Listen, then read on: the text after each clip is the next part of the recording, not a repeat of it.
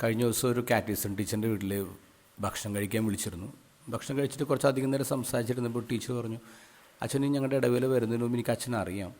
അച്ഛൻ്റെ പല ക്ലാസ്സുകൾ അറ്റൻഡ് ചെയ്തിട്ടുണ്ട്. അപ്പോൾ അച്ഛൻ്റെ ചില ഇൻസ്പയറിങ് തോട്ട്സൊക്കെ കേൾക്കുമ്പോൾ ക്ലാസ് കഴിഞ്ഞിട്ട് അച്ഛനെ ഒന്ന് പരിചയപ്പെടണമെന്ന് ആഗ്രഹിക്കും. അപ്പോൾ അച്ഛൻ മറ്റുള്ളവരോട് സംസാരിക്കുന്ന രീതി കാണുമ്പോൾ മടിയാവും, പേടിയാവും. അതുകൊണ്ട് അങ്ങനെ അച്ഛൻ്റെ അടുത്ത് വന്ന് സംസാരിച്ചിട്ടില്ല.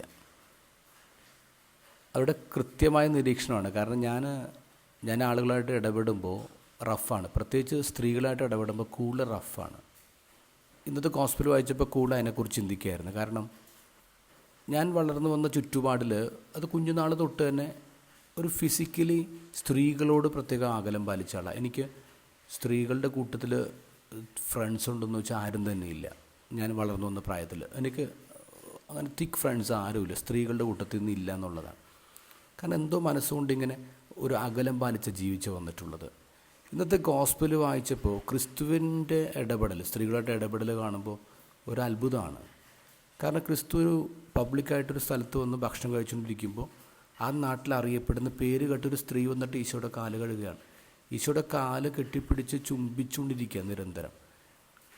ഈശോയുടെ ഇമേജിനത് ബാധിക്കുമെന്ന് പറഞ്ഞിട്ട് ഈശോ അവരെ ആട്ടിപ്പായിക്കുന്നില്ലല്ലോ. എത്ര വാത്സല്യത്തോടെയാണ് ഈശോ അവരെ സ്വീകരിച്ചത്. ഇനി കണ്ടു നിന്നൊരു ഫരിസേയനുണ്ട്, സൈമൺ എങ്ങനെ കണ്ടേ? സൈമൺ പറയുന്നത്, ഇവനൊരു പ്രവാചകനായിരുന്നെങ്കിൽ ഇവൾ ഏത് തരക്കാരെയാണെന്ന് മനസ്സിലാക്കുമായിരുന്നു. ഇവനെ സ്പർശിക്കുന്നത് ഏത് തരക്കാരി, അങ്ങനെ ഒരു വാക്ക് ഉപയോഗിക്കുന്നത്. സ്പർശിക്കുന്നത് ഒരു സെക്ഷൽ കൊണോട്ടേഷനുണ്ട്.